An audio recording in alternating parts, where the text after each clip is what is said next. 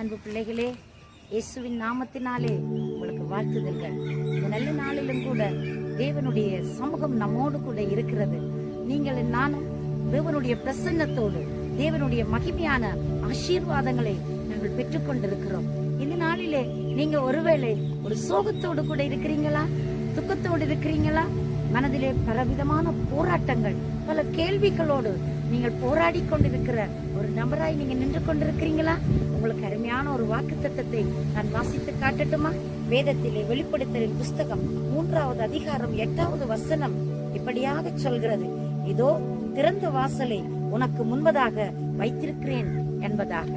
இதோ திறந்த வாசல் உங்களுக்கு முன்பதாக வைக்கப்பட்டிருக்கிறது, அதை ஒருவனும் ஒட்டவே முடியாது.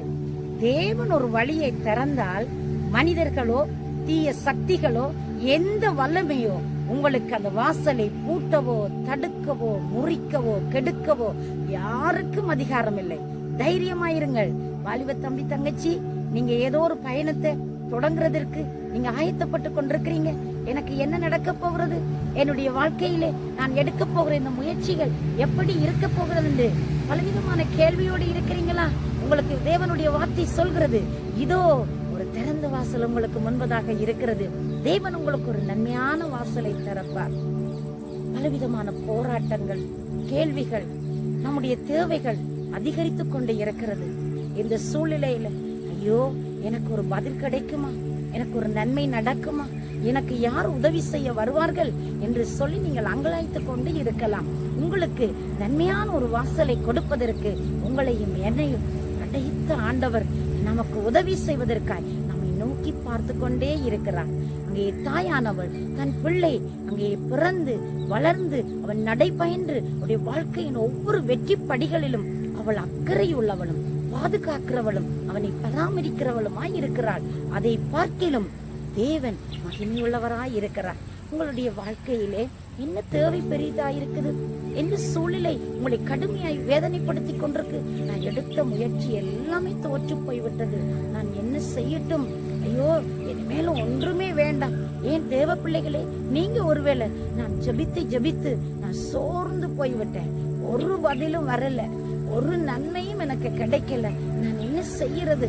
ஜெபமே வீணாய் போயிற்றோ, என்னுடைய ஜெபம் கேட்கப்படாமல் போயிற்றோ, என்னுடைய ஜெபத்திற்கு என் ஆண்டவர் பதிலே தரமாட்டாரா என்று சொல்லி நீங்க ஒருவேளை சோர்ந்து போயிருக்கிறீங்களா? இதோ உங்களுக்கு முன்பதாக தேவன் ஒரு திறந்த வாசலை உங்களுக்கு வைத்திருக்கிறார், அதை ஒருவனும் பூட்ட முடியாது என்று வேதம் சொல்கிறது. எனக்கு பிரியமானவர்களே, இந்த நல்ல நாளில உங்களுக்கு ஒரு அற்புதம் செய்கிற ஆண்டவர் இருக்கிறார் என்பதை வேத வசனம் உங்களுக்கு தைரியமாய் கூறுகிறது. உங்களுக்கு அவர் அற்புதம் செய்ய முடியும், உங்களுக்காக ஒரு வாசல்களை திறந்து கொடுக்க முடியும், உங்களுக்காக ஒரு நன்மையை உண்டாக்குவதற்காக அவர் ஏதாகிலும் ஒன்றை உங்களுக்காக செய்ய முடியும் என்று முதலாவது அவரை நம்புங்கள், அவரிடத்தில் கேளுங்கள். கேட்கிற எவனும் பெற்றுக்கொள்கிறானா, தேடுகிற எவனும் கண்டடைகிறானா, தட்டுகிறவனுக்கு திறக்கப்படுகிறது என்று வேதத்திலே நாங்கள் வாசிக்கிறோம் அல்லவா? ஏன் சோர்ந்து போயிருக்கிறீங்க? ஏன் சோகமா உட்கார்ந்து கொண்டிருக்கிறீங்க? ஏன் உங்களோட தோல்வியை நினைச்சு புலம்பி அழுது கொண்டே இருக்கிறீங்க?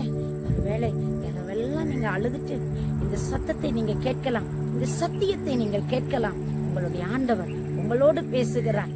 இதோ இதோ இப்பொழுதே அந்த காரியங்களை தோன்ற பண்ண உங்களுடைய ஆண்டவர் உங்களுக்கு சகாயம் செய்யும் கேடகமாய், வெற்றி தரும் பட்டயமாய் உங்கள் நடுவிலே ஜீவித்துக் கொண்டிருக்கிறார். அவர் சொன்னார், நான் மரித்தேன் உயிர்த்தேன், சதா காலங்களையும் நான் உங்களோடு ஜீவிக்கிற தெய்வமாய், உங்களோடு உலாவிக் கொண்டிருக்கிறவராய், உங்கள் நடுவில் இருக்கிறவராய் நான் இருக்கிறேன் என்று தேவனுடைய வார்த்தை சொல்லுகிறது.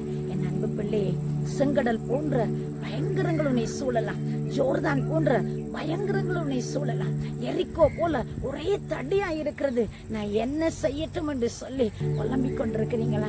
நல்ல திருமணம் நடக்கலையே, நல்ல காரியம் ஒன்றுமே வரலே, எங்களோட வீட்டுல ஒரே துன்பம், ஒரே துயரம், எப்பவுமே ஒரே குழப்பம், நித்திரை கூட இன்பமா இல்லையே என்று சொல்லி நீங்க புலம்பிக் கொண்டிருக்கிற ஒருவராய் இருந்தால் தேவன் உங்களுக்காக ஒரு நன்மை செய்கிறவராய் இருக்கிறார். நான் ஏன் அதை சொல்லுகிறேன் தெரியுமா? கல்வரி சிலுவையிலே எனக்காக உங்களுக்காக இந்த பூமியில யாவருக்காகவும் மனு குலத்திற்காக தன் ஜீவனையை கொடுத்தவர், மரித்து உயிர்த்தெழுந்து என்றைக்கும் அவர் உயிரோடு கூட ஜீவித்துக் கொண்டிருக்கிற ஆண்டவராய் அவர் உங்கள் நடுவில் வளாவிக் கொண்டிருக்கிறார். அவர் உங்களுக்கு நன்மை செய்யாமல் எப்படி இருப்பார்? எப்படி அவர் பார்த்து கொண்டு இருப்பார்? உங்களுக்கு உதவி செய்கிற ஆண்டவர் அல்லவா? உங்களுக்காக தன் ஜீவனையை கொடுத்தவர் அல்லவா? அவர் எப்படி அற்புதம் செய்யாமல் இருக்க முடியும்? அவருடைய கரத்தை நோக்கி பாருங்கள். அவர் மேல நம்பிக்கை வையுங்கள். யாரு தடுக்க முடியாது, யாரு என்ற நன்மையை கெடுக்க முடியாது, யாரு எனக்குரியதை பறிக்க முடியாது என்று சொல்லி தைரியமாயிருங்கள். உங்களுடைய சந்தோஷத்தை பெருக்கிக் கொள்ளத்தக்கதை மனதை ட்ரெயின் பண்ணுங்கள். இந்த சிந்தையை ஒருமுகப்படுத்தி அவர் மேல நம்பிக்கை வையுங்க. அவருடைய நன்மையை உங்களால் அனுபவிக்க முடியும். இந்த நாளிலே நான் அந்த நன்மையை பெற்றுக் கொடுக்கும்படி என் பரலோகத்தின் தகப்பனிடத்தில் உங்களுக்காக மன்றாடட்டுமா? நீங்கள் அவரை நோக்கி பாருங்கள். உங்களுக்காக நான் மன்றாடட்டும்.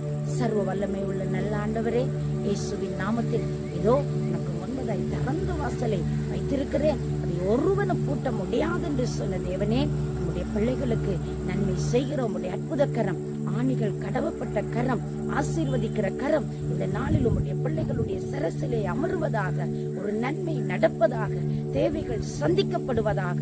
உம்முடைய பிள்ளைகளுக்காக யாவையும் செய்து முடித்த தேவனே, நீர் இந்த நாட்கள்ல அவருடைய நம்பிக்கையை வலுப்படுத்தும்படியாய், நன்மைகள் கைகூடி வரும்படியாய் ஒரு அற்புதத்தை செய்து உடைய பிள்ளைகளை சந்தோஷப்படுத்தி கனம் பண்ணி காக்கும்படி நான் ஜெபிக்கிறேன். உடைய கரங்களுக்கு ஒப்பு கொடுத்து இயேசு கிறிஸ்துவின் வல்லமுள்ள நாமத்தினால தாழ்மையோடு ஜெபிக்கிறேன் என் ஜீவனுள்ள நல்ல பிதாவே.